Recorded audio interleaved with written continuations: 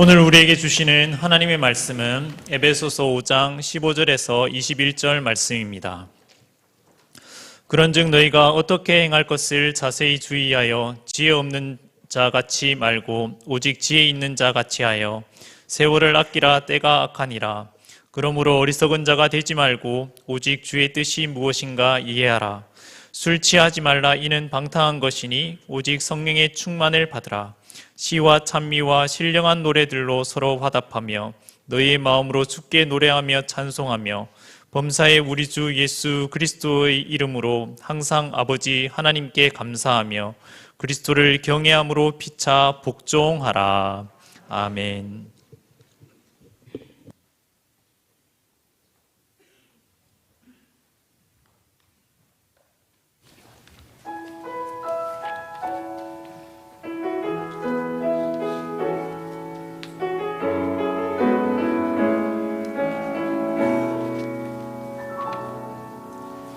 이 세상을 살아가는 동안에 나의 힘을 의지할 수 없으니 기도하고 낙심하지 말 것은 주께서 참 소망이 되심이라. 주의 길을 걸어가는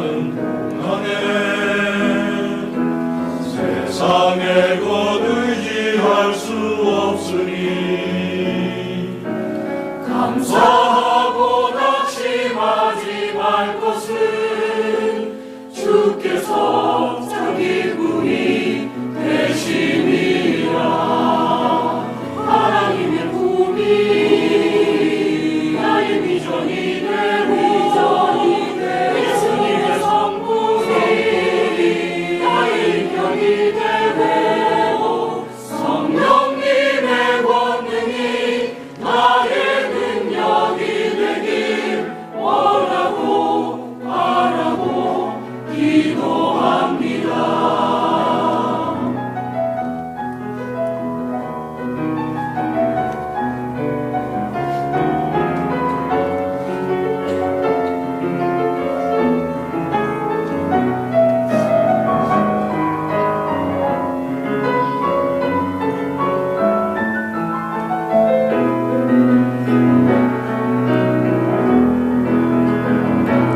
하나님의 꿈이 나의 비전이 되고 예수님의 성품이 나의 인격이 되고 성령님의 권능이 나의 능력이 되길 원하고 바라고 기도합니다.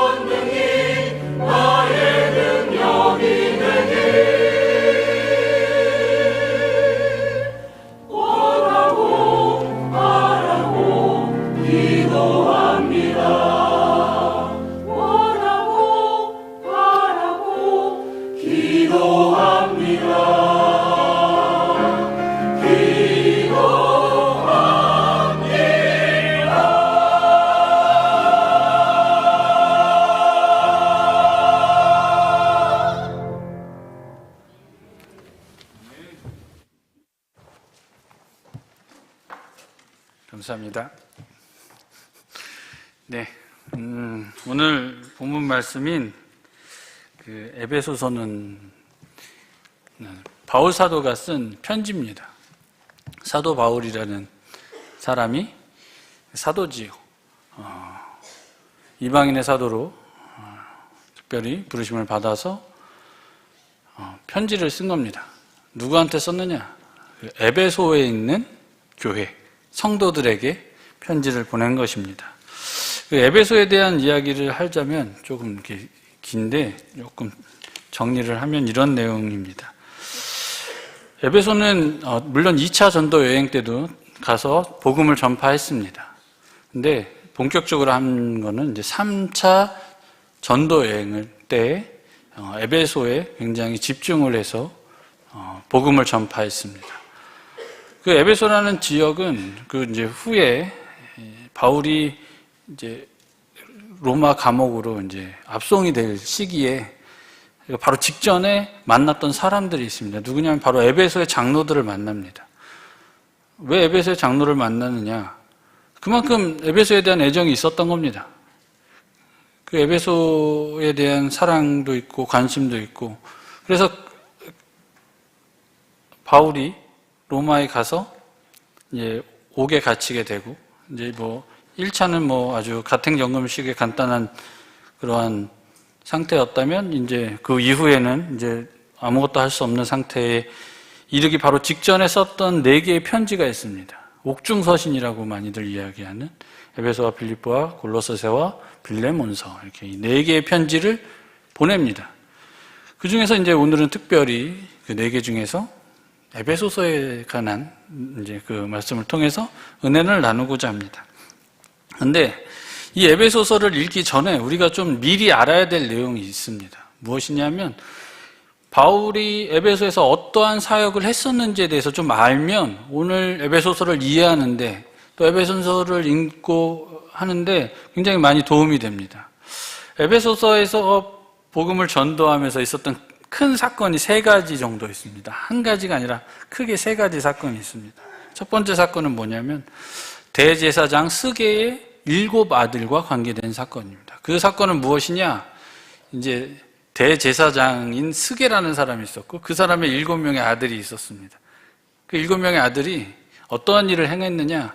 이제 바울이 복음을 전파하고 예수 그리스도를 전하면서 많은 능력들이 일어났습니다.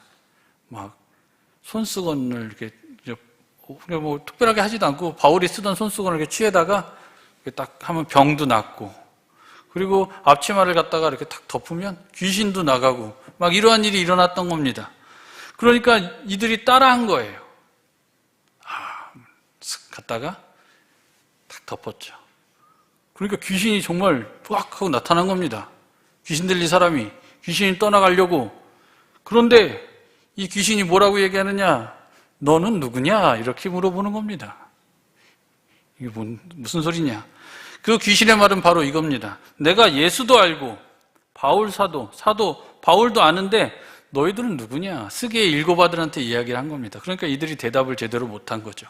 그러니까 그 귀신이 그 스게의 7 아들을 제압했다, 눌렀다, 이렇게 표현되어 있습니다. 그러니까 이러한 사건이 일어나니까 그 당시에 에베소에 있던 교인들과 성도들이 많이 놀란 겁니다. 그러면서 회개하죠. 그리고 세상적인 지식, 자기들이 지금까지 경험했던 것들을 내려놓습니다라는 표시를 어떻게 하느냐? 그들이 가지고 있던 마법책들이라고 기록되어 있는데, 그러니까 일반 철학책들입니다. 그런 것들을 불태웁니다. 그 불태우는 양이 얼마나 되느냐? 은 5만이나 되더라. 계산해본 즉, 와, 해주시면 감사한데. 그렇게 많이 불태웠다는 겁니다. 그 에베소 교인들이, 성도들이 이제는 세상과 결별하겠다, 세상의 것들을 이제 버리겠다라는 행동의 일환으로 그들이 가지고 있었던 책들을 불태웠다는 겁니다. 그런 마음을 가지고 있었는데, 그러면 이제 막 예수님께서 그러면 아멘 막 이러고 막 복음이 막 팍팍 전달되고 막 그렇게 될 줄 알았는데 그렇지가 않습니다. 데메드리오라는 사람이 은장색이라고 되어 있습니다. 이 은장색은 뭐냐면 우상 만드는 사람인 거예요. 그러니까 이쁘게 이렇게 꾸미고 은을 이렇게 가공해서 쪼고 뭐 이렇게 붓기도 하고 그래서 이쁘게 이렇게 하고, 이쁜지 뭐 어떻게 생겼는지 모르겠지만 그 은장색을 이렇게 꾸미는 사람이었습니다. 우상을 만드는 사람입니다. 근데 이 바울이 예수님을 전파하면서 진정한 신이 누구인가? 예수 그리스도 한 분, 하나님 한 분, 그거 너희들 손으로 만들고 뭐 이렇게 이쁘게 꾸미고 뭐 이렇게 한 거 아무 소용이 없다, 이렇게 이야기하는 겁니다. 그러니까 그 사람들이 영향을 받았겠죠. 그러니까 데메드리오가 만든 그 은장색이 안 팔리는 겁니다. 매출이 급감한 거예요. 그러니까 화가 나겠죠. 그래서 사람들 막 선동해가지고 바울 이 사람 나쁜 사람들이다 막 그러니까 뭐가 나쁘냐 그래서 변명을 하려고 그러니까 갑자기 이 사람들이 한꺼번에 외치는 소리가 있습니다. 에베소 사람의 아데미여 막 이러면서 소리를 막 지른 겁니다. 그것을 그냥 한 번만 한 것이 아니라 2시간 동안 했다라고 성경책에 기록되어 있습니다. 그만큼 격렬하게 반대하는 세력들이 있었다는 거예요. 그래서 그것을 관리하는 관리자가 와가지고 너희도 왜 이렇게 시끄럽게 하느냐? 얘네들이 뭔 도둑질을 했느냐? 아니요. 그럼 뭘 했느냐? 잘 모르겠는데 이렇게 되는 겁니다. 그러한 상황을 겪게 된 겁니다. 그러한 와중에 어찌됐건 간에 에베소에는 계속 성도들이 늘어나고 하지만 더 이상 있을 수가 없어서 무려 3년 가까이 했던 사역을 정리하고 다른 지역으로 이동했던 그 지역이 바로 에베소입니다.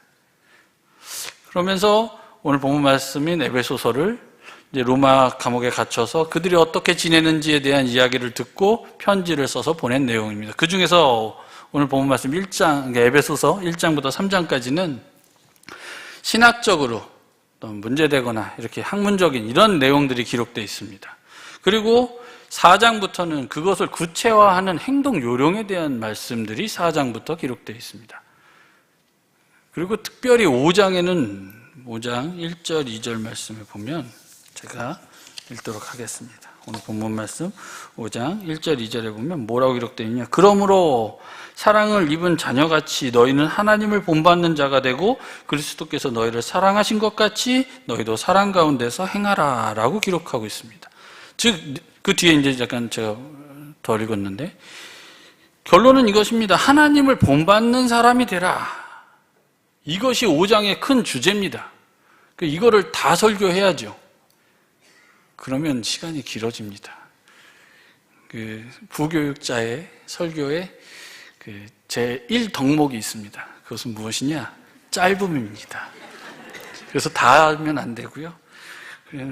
쫙 축약해서 제가 쫙 보니까 그래도 이 말씀은 꼭 전해야겠다 싶어서 오늘 정리한 말씀이 바로 에베소서 5장 15절부터 원래는 20절까지로 주로 되어 있습니다. 근데 21절까지 한 이유가 있습니다. 왜냐하면 그 뒤의 내용도 굉장히 중요하기 때문입니다. 제가 다시 한번 말씀드리지만 그 앞부분에는 분명하게 그 행동 강령에 대해서 이야기하고 있습니다. 그 행동 강령을 어떻게 생활해야 되느냐, 삶을 어떤 태도로 가져야 되느냐에 대한 내용을 하는데 빛과 어두움을 대비하면서 이야기를 하고 있습니다. 계속 설명을 그렇게 합니다. 그러면서 오늘 본문 말씀은 5장 15절부터 20절까지 내용을 하고 그 내용은 이제 본문에 이제 진짜로 들어가서 하고 21절부터는 아주 중요한 내용이 기록되어 있습니다. 뭐냐? 21절 말씀 먼저 제가 봉독합니다.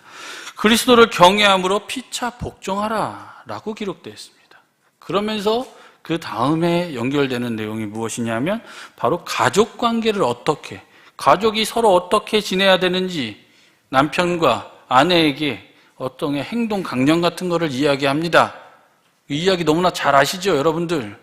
그러면 그 이야기를 또 할 것이냐? 근데 살짝은 짚고 넘어가야 됩니다. 그 이야기 딱 보면 이런 내용이죠. 부인은 복종하고 남편은 사랑만 하면 되는, 뭔가 여자 입장에서 억울한 듯이 그런 느낌이 좀 드는, 왜 여자만 복종하고 남자는 사랑만 하면 될까? 근데 이거는 잘못 이해했기 때문에 그런 겁니다. 무엇을 잘못을 이해했느냐? 예수님께서 교회를 사랑하듯이 너희 남편들이 부인을 사랑하라고 이야기하는 겁니다. 그 말은 즉슨 무엇이냐? 예수님께서 교회를 어떻게 사랑하셨는지를 우리가 정확하게 알아야 됩니다. 예수님께서는 교회를 어떻게 사랑하셨느냐? 십자가로 사랑하셨습니다. 자기 몸을 다 내어주시고 피, 땀, 눈물 모든 걸 다 쏟으시면서 교회를 사랑하셨습니다. 성도를 사랑하셨지요. 그 사랑을 이해 못하면 그리고 남자의 사랑은 그만큼 모든 것을 다 희생해야 합니다. 그러면 이제 좀 비등한가요? 그만큼 서로 피차 복종하라고 오늘 본 말씀 21절에 분명하게 이야기하고 있습니다. 그러면 오늘 본문 말씀은 어떤 내용으로 기록되어 있느냐? 그러한 삶에 대한 이야기, 어떻게 살아가야 되는 이야기를 하는데 아주 구체화시킵니다. 15절 말씀 다 함께 봉독하도록 하겠습니다. 15절 시작. 그런즉 너희가 어떻게 행할 것을 자세히 주의하여 지혜 없는 자 같이 말고 오직 지혜 있는 자 같이 하여. 16절까지는 아니고요. 15절만 먼저 보겠습니다. 어떻게 해야 되는지를 이야기하겠다라는 말씀이 딱 기록되어 있죠. 어떻게 해야 되느냐? 아주 간단합니다. 정리를 하면 간단합니다. 뭐냐? 지혜 있는 자 같이 행하라. 이 말씀입니다. 이 말만 하면 참 좋은데. 다시 대주제부터 다시 짚고 넘어갑니다. 대주제는 하나님을 본받는 자입니다. 그럼 그 중에 한 가지 예시로 무엇을 들었느냐? 지혜 있는 자 같이 행해라 라는 말씀인 겁니다. 여기서 이 이야기까지만 딱 듣고 뭔가 어떻게 해야 될지 딱 되시는 분이 참 많으면 좋겠는데 잘 안 됩니다. 지혜 있는 게 과연 무엇일까? 하나님을 본받는 게 무엇일까? 쉽지 않습니다. 왜냐? 우리는 하나님과 너무나 멀기 때문에 하나님의 가지고 있는 성품을 우리가 담기에는 우리는 너무나 미약한 존재이기 때문에 하나님을 본받는다? 지혜 있는 자같이 생활한다? 이게 쉽지가 않습니다. 그러면 이것을 어떻게 해석할 수 있는가? 바로 이것은 다른 것을 이야기하는 것이 아닙니다. 무엇이냐? 바로 하나님을 기쁘시게 하는 것이 바로 하나님을 본받는 자이고 지혜 있게 사는 삶입니다. 하나님을 기쁘시게 하는 것. 하나님이 좋아하시는 것을 하는 것. 그러면서 그 지혜 있는 자는 어떠한 행동을 하는지에 대한 내용이 여러분들이 읽으려고 했던 16절에 있는 말씀입니다. 16절 말씀 다 같이 읽겠습니다. 시작. 세월을 아끼라 때가 악하니라. 여기서 세월을 아끼라. 누가 이렇게 세월을 아끼세요? 성도들 여러분. 그러면 시간을 잘 지키고 이제 뭐 허튼 짓 안 하고 딱 근면성실하고 남이 보더라도 이런 거라고 생각하시죠. 그런 의미가 아닙니다. 여기서 이야기하는 세월을 아끼라를 헬라어를 정확하게 해석을 하면 이런 겁니다. 특별한 시간을 아껴라. 즉 일반적으로 이야기하는 시간이라는 단어를 사용하지 않고 어떠한 특정한 사건, 특별히 하나님의 일 등등등 뭐 이렇게 중요한 사건, 이러한 시간을 아껴라 할 때 그 시간이라는 단어를 썼습니다. 즉 이 말은 무엇을 뜻하느냐? 의역을 할 필요가 있습니다. 즉 무엇이냐? 여러분들에게 주어진 하나님의 특별한 기회와 시간들을 잘 살려라 라는 말입니다. 왜 그러한 특별한 기회에 이런 것들을 살려야 하는가? 내게 주어진 이러한 것들을 잘 살려야 하는가? 세상이 악하기 때문입니다. 세상이 너무나 악해서 우리가 가지고 있는 기회를 제대로 못 살리게 합니다. 이들은 분명하게 처음은 아니고 바울 사도가 이들에게 복음을 전했을 때 분명하게 각오를 다졌습니다. 어떻게 각오를 다졌지요? 자신들에게 가지고 있던 세상적인 지식들, 이런 것들을 은 5만이나 되는 책들을 불사르면서 각오를 다졌습니다. 세상의 악한 것들과 구별되기 위해서. 근데 바울 사도는 다시 한번 그 점에 대해서 이야기하고 있는 것입니다. 왜냐? 너무나 세상 것들은 우리들에게 잘 옵니다. 이해도 잘 되고요. 받아들이는데 거부감도 없습니다. 왜냐? 내 옆에 사람도 그렇게 하니까. 세상 사람들이 다 그렇게 하니까. 근데 오늘 바울 사도는 이야기합니다. 그거는 지혜 있는 자가 아니다. 세상의 악함을 따라가는 것이다 라고 이야기하고 있습니다. 그러면서 17절 말씀입니다. 제가 있습니다. 그러므로 어리석은 자가 되지 말고 오직 주의 뜻이 무엇인가 이해하라 라고 하고 있습니다. 여기서 이 어리석은 자라는 것은 15절에 있는 지혜 없는 자와 비슷한 뜻을 가지고 있습니다. 근데 뭔가 다릅니다. 무엇이 다르냐? 지혜 없는 자는 생각으로만 그렇게 하는 것을 이야기합니다. 근데 어리석은 자는 그 생각에 의해서 행동까지도 나타나는 사람을 이야기합니다. 즉 아이들 고3 되면 고3 때는 공부 열심히 해야지. 저도 공부하지 말라는 이야기하지 않습니다. 그걸 그냥 생각만 하면 그래요. 그거를 지혜 없다라고 이야기하기는 다소 그렇지만 하여튼 그거에 너무 매몰돼서는 안 되죠.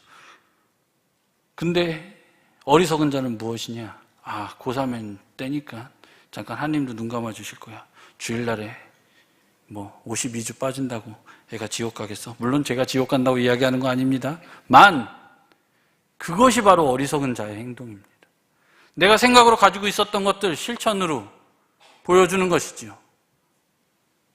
때의 악함, 시대의 악함을 그런 식으로 우리들 주변에 너무나 쉽게 받아들인다는 겁니다. 그러면 어떻게 하라는 거냐? 주의 뜻을 이해하라는 겁니다. 그럼 주의 뜻을 이해한다는 것은 또 무엇을 이야기할까? 오늘 본문 말씀으로는 이해하기가 좀 어렵습니다. 근데 너무나 유명한 말씀이 있어요. 로마서 12장 2절 말씀. 너희는 이 세대를 본받지 말고 오직 마음을 새롭게 함으로 변화를 받아 하나님의 선하시고 기뻐하시고 온전하신 뜻이 무엇인지 분별하도록 하라. 하나님의 뜻 너무나 분명합니다. 이 세대를 본받지 않는 것부터 시작됩니다. 이 세대가 뭐라고 이야기하든 고3 때는 공부를 해야 된다라고 이야기하더라도 내 자식만큼은, 내 손주 자식만큼은 그래도 주일 성수는 하고 공부하러 가면 됩니다. 그 주일 성수하는 1시간 반, 2시간이 아깝다고 그 아이에게 믿음을 이어나갈 기회를 뺏어면 안 됩니다. 아이에게 기회를 주는 겁니다. 고3 때 이 위급한 상황에 정말 하나님을 믿고 의지하는 부모님, 할머니, 할아버지 그리고 자신이 될 수 있는 기회를 살리라는 말씀입니다.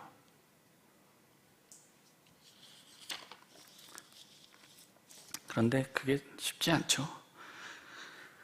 그러면 어떻게 살라는 것일까? 그 말씀이 바로 이제 5절 말씀, 18절 말씀에 기록되어 있습니다. 18절 말씀 다 함께 읽겠습니다. 시작.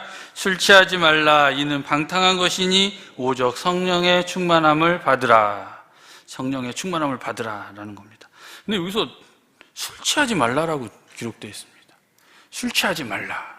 정확하게 기록되어 있습니다. 근데 왜 많은 죄들 중에서 특별히 술 취하지 말라라고 기록해 놓았을까요? 이 여러분들은 술을 마셔본 적이 전혀 없으시니까 술 취하는 게 어떤 건지 잘 모르셔서 저도 물론 잘하는 건 아니지만 써 있는 것은 제가 이해하는 술 취하는 것은 어떤 것이냐? 이게 몽롱해지는 겁니다. 알딸딸하고 이게 뭔지 모르겠고 저게 적은 것 같은 그런 상태. 약간 이제 감각이 조금씩 무뎌지는 그런 상태를 이야기합니다. 판단력이 조금씩 흐려지기 시작하다가 이제 지적인 무감각 상태가 됩니다. 그러다가 조금만 더 지나면 아니면 시작부터 동시에 발생할 수도 있습니다.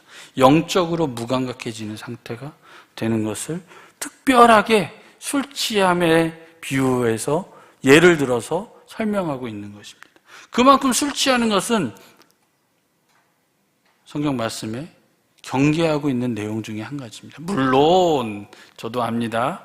지혜서에 보면 너무 정말 괴로우냐 그러면 술을 조금 마셔가지고 그 괴로움을 일단 벗어나라 이런 말씀도 있다는 거 압니다. 그리고 특별히 디모데에게는 너가 치료하기 위해서 술을 좀 마셔라, 포도주를 좀 써라 라고 기록되어 있는 것 또한 저 또한 알고 있습니다. 하지만 더 많은 경우에 더 많은 성도의 살아갈 방법에 대해서 이야기하실 때 술은 경계의 대상이라고 분명하게 말씀하고 있습니다. 그러면 술 취하지 말라라는 것만 이야기하는 것이냐? 그 말씀이 아닙니다. 예시인 거예요. 그러면 이야기하고자 하는 본래 뜻은 무엇이냐? 바로 그 뒤에 연결이 됩니다. 바로 방탕하기 때문인 것입니다. 술 취하는 행동이 바로 방탕한 행위이기 때문에 술 취하지 말라라는 예를 든 겁니다. 그럼 방탕하다는 것은 무엇이냐? 세월을 아끼지 않는 것을 이야기합니다. 기회를 아무렇게나 써버리는 것을 이야기합니다. 시간을 낭비해서, 술에 취해서, 세상에 취해서, 세상의 방법에 따라서 하나님께서 온전히 믿음을 지키라고 하셨던 그 기회를 방탕하게 써버리는 것을 이야기합니다. 그래서 그것을 하지 말라라고 들은 예시가 술 취하지 말라. 하지만 이 말은 좀 더 의미를 확장하자면 세상에 취하지 말라라는 것입니다. 세상에 기준 삶아 살지 말라라는 이야기입니다. 그러면 어떻게 살라는 것이냐? 성령의 충만함을 받아라 라고 되어 있습니다. 쉽죠? 성령의 충만함을 받아라. 그러면 되느냐? 네, 그러면 됩니다. 그런데 이게 쉽지가 않습니다. 성령의 충만함을 받으라 그러면 성령 집회 가고 기도 집회 가고 세게 기도하다 보면 무슨 백신 맞는 모양 한 6개월 동안은 기도빨도 잘 듣고 막 그냥 뭐 눈만 감으면 막 환상이 막 꿈꿔지고, 물론 뭐 저는 성령의 모든 역사를 다 이해하지 못합니다. 분명하게. 그리고 성령님께서 어떻게 역사하실지 저 또한 기대하고 저의 이성을 훨씬 더 뛰어넘는 능력의 역사하심을 분명히 인지합니다. 고백합니다. 하지만 제가 알고 있는 성령의 충만하다는 것은 물론 많이 있고 더 확장되지만 가장 중요한 것은 무엇이냐? 제가 느끼기에는 바로 내가 없어지는 것을 이야기합니다. 자기 부인을 의미합니다. 자기 순종을 이야기합니다. 빌립보서 2장 6절입니다. 그는 근본 하나님의 본체시나 하나님과 동등됨으로 취할 것으로 여기지 아니하시고 오히려 자기를 비워 종의 형체를 가져 사람들과 같이 되셨고 사람의 모양으로 나타나셨음에 자기를 낮추시고 죽기까지 복종하셨으니 곧 십자가에 죽으심이라. 우리는 그것을 전하는 사람들입니다. 성령 충만한 것은 내가 없어지는 겁니다. 내가 알고 있던 지식, 내가 경험했던 경험, 나의 힘, 나의 능력, 나의 학업, 심지어는 내 자식, 이런 것들 다 없어지는 겁니다. 그럼 뭐로 살아가는 것이냐? 하나님의 능력, 하나님의 사랑, 하나님의 구원의 능력으로 살아가는 사람들을 바로 성령 충만한 사람입니다. 복잡하고 어렵고 힘들지 않습니다. 일단 내가 없어져야 돼요. 일단 내가 없어지다 보면 뭔가로 채워야 되겠죠. 뭘로 채울까요? 에베소 사람들처럼 마술로 있는 뭐 이런 책으로 채울까요? 세상 뛰어난 지식으로 채울까요? 그런 것들로는 성령 충만함이 아닙니다. 그럼 성령 충만한 것은 무엇이냐? 나는 없어졌지만 그 빈자리를 예수 그리스도의 보혈로 채우는 것입니다. 그 능력이 나타나는 것이 바로 성령 충만한 삶입니다. 그러면 이 세상 살아갈 수 있을까요? 예, 살아갈 수 있습니다. 성령의 9가지 열매 아시죠? 사랑, 희락, 화평, 오래 참음, 자비, 양성, 온유, 충성, 절제. 아유, 이딴 걸로 어떻게 세상 살아갈 수 있습니다. 성경 말씀에 분명히 얘기하십니다. 이런 것들을 금지할 법이 없느니라. 아니, 사랑하는데 나 그 사랑 싫어. 기쁘게 사는데 나 그 기쁨 싫어. 화평하게 지내려고 하는 사람, 아우 그 화평 싫어. 이런 사람 없다는 겁니다. 세상 사람들도 다 인정한다는 거예요. 그것으로 살아가라고 이야기하는 것이 바로 성령 충만한 삶입니다. 그러면 이제 더 가야죠. 성령 충만한 삶은 어떠한 삶인가에 대한 내용이 오늘 본문 말씀 19절, 20절에 기록되어 있습니다. 제가 읽습니다. 시와 참의와 신령한 노래들로 서로 화답하며 서로의 마음으로 주께 노래하며 찬송하며 범사에 우리 주 예수 그리스도의 이름으로 항상 아버지 하나님께 감사하며. 무슨 말씀 드리려는지 아시겠죠? 감사하는 삶. 근데 여기서 보면 시와 찬미와 신령한 노래라고 되어 있습니다. 그냥 뭐 찬송함으로 이렇게 하면 쉬운데 무슨 뭐 시와 찬미와 신령한 노래들로 이렇게 되어 있냐. 근데 여기 개역개정 성경을 혹시 가지고 계신 분들을 보면 시와 찬송과 신령한 노래들로 이렇게 되어 있습니다. 근데 저는 그 번역이 별로 안 좋다고 봅니다. 왜냐? 여기서 얘기하는 시는 악기로 연주하는 모든 노래를 다 이야기합니다. 그럼 여기서 찬미라는 단어는 무엇이냐? 제사에 쓰이는 음악인데 단순히 예배에 쓰이는 것뿐만 아니라 예배에 쓰이지 않고 심지어는 이방신을 섬기는 그런 데 사용됐던 음악까지도 포함됩니다. 찬미라는 단어가. 뭐야, 이 목사는 뭐 그냥 막 불교에서 이렇게 목탁 두들기는 것도 좋다라고 이야기하는 그런 이야기를 하고자 하는 것이 아닙니다. 그러면 신령한 노래라는 것은 무엇이냐?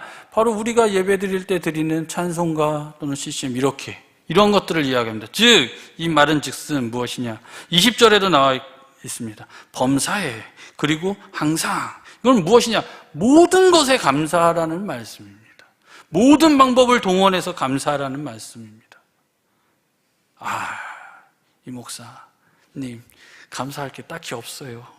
그렇게 살다 보면 그렇게 감사할 일이, 나도 물론 뭐 감사한다고 이야기하는데, 그런 말씀을 하시는 분은 없고 제가 그런 것을 좀 생각해 봤는데요. 이런 제가 예전에 봤던 그 스토브리그라는 드라마가 있습니다. 야구 이야기 하거든요. 그러니까 시즌과 시즌 사이에 막 이렇게 일어나는 일들을 이렇게 하는데, 거기서 이제 키 작은 주인공은 아니고 그 사람이 이러한 이야기를 합니다. 막 태도가 굉장히 나쁜 사람이 막 그 사람에게 막 물컵도 막 던지고 막 이렇게 하는데, 그때 그 사람이 이런 이야기, 그 작은 남자 부주인공쯤 되는 사람이 기분이 태도가 되지 말게 하십시오, 이런 표현을 씁니다. 기분이 태도가 되지 말게 하라. 그러니까 너가 지금 기분이 나쁘다고 하는 그 행동을 통해서 너의 태도가 기분 나쁜 사람이 되지 말라, 이런 표현을 한 겁니다. 근데 그거를 이제 주의 깊게 들었다가 어느 날 이제 서점에 가가지고 이렇게 책을 이렇게 찾고 있는데, 이러한 책이 있는 겁니다. 레몬 심리라는 분이 기록한 책인데, 그 책 제목은 이것입니다. 기분이 태도가 되지 않게 라는 책 제목이 있었습니다. 실제로 아마 그 책 제목을 아마 그 드라마에서 쓴 것 같습니다. 박영란이라는 분이 번역을 한 건데, 그 내용은 이런 내용입니다. 훈련이나 마음가짐을 통해서 우리의 태도를 바꿀 수 있다, 이 말입니다. 좋은 말 같죠? 좋은 말 같으면 금방 제가 이렇게 꺼내지 않습니다. 우리가 훈련이나 마음가짐을 통해서 감사의 태도를 취할 수 있다, 이런 내용입니다. 우리 성경으로 번역하자면. 근데 이거는 솔직히 저랑 잘 안 맞아요. 왜 안 맞느냐? 그 책 설명하다가 왜 갑자기 또 안 맞는다 그러시죠? 왜냐하면 우리는 감사할 게 너무나 많습니다. 이거는 내가 뭔가 노력하고 훈련하고 마음가짐을 가져서 감사하는 거, 하나님은 그런 감사 싫어하십니다. 하나님은 우리의 감격에 겨워서 모든 것에 다, 심지어는 목탁 두들기더라도 그 상황 속에서도, 내가 슬프고 외롭고 아프고 힘든 와중에서도 감사하기를 원하십니다. 그러한 감사를 하라고 이야기하고 있습니다. 그게 일반적인 경우라면 안 되죠. 근데 오늘 본문 말씀에 힌트가 하나 있습니다. 그것은 무엇이냐? 바로 우리 주 예수 그리스도의 이름으로입니다. 여기서 이름으로라고 되어 있는데, 여기는 정확하게 엔 크리스토라고 되어 있습니다. 그것은 무엇인 얘기하느냐? 이 에베소서는 특징이 있습니다. 뭐냐면 엔 크리스토, 바이블 그렇게 해가지고 무슨 뜻이냐? 하나님, 예수 그리스도 안에서라는 단어가 무려 35번이나 쓰였습니다.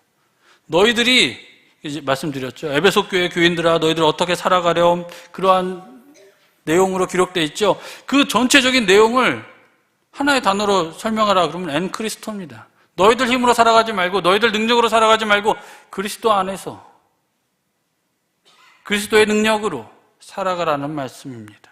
억지로 막 살아가고 이런 거 아닙니다. 아유, 그래도 잘 감사가 안 돼요.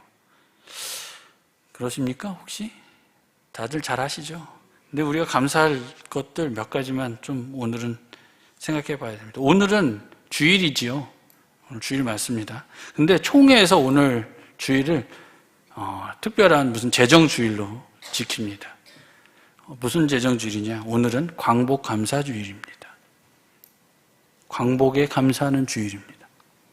그걸 우리가 꼭 지키자는 것이 아니라 우리가 광복에 대해서 좀 생각을 해보자는 겁니다. 광복하니까 요즘에 너무 시끄럽긴 한데, 광복은 너무나 감사하고 하나님께 모든 것을 다 바쳐 시와 찬미와 신령한 노래로 감사해야 할 일입니다. 하나님께. 제 소견으로는 우리 대한민국의 광복은 이스라엘 백성들이 출애굽했던 사건과 비교해서 결코 작지 않은 하나님의 은혜입니다. 그 은혜를 경험한 백성들이에요.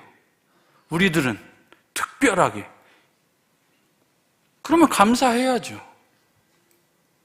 감사하시길 바랍니다. 조금 작은데 하나 더 예를 들겠습니다. 우리가 왜 평안해야 할까요? 왜 우리가 전쟁이 없는 이 시대를 살고 있을까요? 대한민국에는 왜 지금 전쟁이 없을까요? 뭐 그 특별한 이유가 있습니까? 그럼 반대 예를 들어보면 아주 쉽습니다. 지금 전 세계적으로 일어나는 전쟁, 크게 두 가지 전쟁이 있습니다. 하나는 이제 제가 잘 모르겠는데, 잘 알지만, 좀 관심이 있지만, 한 가지 큰 전쟁, 우크라이나입니다. 우크라이나 전쟁이 왜 지금 이렇게 막 2년, 3년 가까이 이렇게 계속되고 있죠? 그 시발점이 무엇일까요? 제가 전 세계적인 국제 관계에 대한 명확한 지식을 갖고 있는 그런 사람들은 아닙니다. 하지만 표면적으로 드러나는 것은 이런 내용입니다. 바로 무엇이냐? 바로 우크라이나라는 나라가 나토에 가입하기 위해서 어떤 액션을 취했고, 그거를 러시아가 보기 싫어서 전쟁이 난 겁니다. 즉, 양측이 첨예하게 대립되는 지역에서 전쟁이 발생한 겁니다. 그럼 우리 한국은 안전해야 될 지역입니까? 전쟁에 전운이 감도라도 부족하지 않아야 되고, 전쟁이 일어났어도 너무나 명명백백했어야 될 나라 아닙니까? 그럼에도 이렇게 평안한 것은 우리가 뭔가 당연하게 해서입니까? 아닙니다. 하나님의 은혜이고, 하나님의 사랑이고, 하나님의 구원이 우리 민족을 사랑하셔서 광복을 경험케 하시고 지금 이 나라에 평화를 주심을 우리가 꼭 기억하고 살아가야 합니다. 여기까지로 딱 끝내야지 정말 미덕인데 한 걸음만 더 들어가겠습니다. 마치기 전에 그럼 이 백성들이 과연 잘 살았는가에 대한 이야기를 에베소 사람들이 전체적인 다 내용 빼고 오늘 본문 말씀을 통해서 얘기했던 세월을 아껴서 주의 뜻을 이해하고 하나님을 기쁘시게 하고 세상 것들을 이렇게 취하는 것이 아니라 정말 성령의 충만함으로 살았고 늘 모든 것에 감사하며 살았는가에 대한 결론적인 이야기가 기록된 성경 말씀이 있습니다. 그것은 무엇이냐? 요한계시록 2장과 3장에는 소아시아의 7교회에 보내는 편지가 기록되어 있습니다. 그 소아시아의 7교회 중에 첫 번째 교회가 바로 에베소 교회입니다. 바로 오늘 우리가 이야기 나눌 그 에베소 교회입니다. 그 에베소 교회를 요한 사도가 편지를 써서 계시록을 통해서 보낸 것지만 실제로 그 안에 있는 내용은 바로 예수님께서 직접, 예수 그리스도께서 직접 하신 이야기로 기록되어 있습니다. 그럼 그 에베소 교회에 어떠한 평가를 내리셨는가? 칭찬이 주로 됩니다. 다행히. 행위의 수고, 행위가 정말 뛰어났다, 수고했다, 인내했다는 것을 내가 잘한다. 이게 내가 잘한다는 걸 해서 요한 사도가 안다는 게 아닙니다. 예수님께서 안다. 그리고 악한 자를 용납하지 아니하고 너희들이 정말 거짓 사도로 칭하는 자들을 드러내고 그리고 참고 견디며 게으르지 아니하였다. 너희들 이렇게 칭찬거리들이 많다. 그런데 한 가지 책망거리가 있다. 그 책망거리는 무엇이냐? 너희의 처음 사랑을 버렸느니랍니다. 안타깝죠. 정말 게으르지도 않고 열심히 살았고 인내하고 수고도 하고 그런데 처음 사랑을 버리면 하나님께서 예수님께서 책망하신다는 겁니다. 너희들의 에베소 교회의 처음 사랑은 어떠했습니까? 세상과 결별하는 거였죠. 은 5만이나 되는 책을 불태우며 그랬던 그 마음에 세상과 결별하려고 그렇게 노력했던 그 처음 사랑 어디 갔느냐? 찾으신다는 말씀입니다. 말씀을 이제는 정리해야겠습니다. 성도 여러분, 처음 사랑을 회복하시길 바랍니다. 정말 없는 시간 쪼개가며 말씀 듣고 성경 공부하고 구역교제 나누고 하나님의 뜻을 우리 구역 가운데 이루고자 했던 그러한 행위들 다시 회복시키시길 바랍니다. 그리고 세상 어떤 것들보다 하나님을 너무나 사랑해서 그 사랑에 감격하며 감사하며 순종했던 그 많은 수고들 다시 회복하시길 바랍니다. 그리고 작은 것 하나에도 감사하며 감격했던 그 감사를 회복하시는 개봉의 성도 여러분 모두 되시기를 바랍니다. 제가 기도하고 마치겠습니다. 사랑과 은혜가 풍성하신 하나님, 저희들 하나님의 뜻을 알고자 열심히 노력하고 성령 충만하고자 세상 것들 버리고 나를 비우는 저희들에게 성령님 임재하여 주시고 충만케 하여 주옵소서. 저희들의 힘으로 살아가는 것이 아니라 오직 하나님의 능력, 예수 그리스도의 보혈, 성령의 능력으로 열매들로 살아가는 개봉의 모든 성도들 다 되게 인도하시고 동행하여 주시옵소서. 예수님의 이름으로 기도드립니다. 아멘.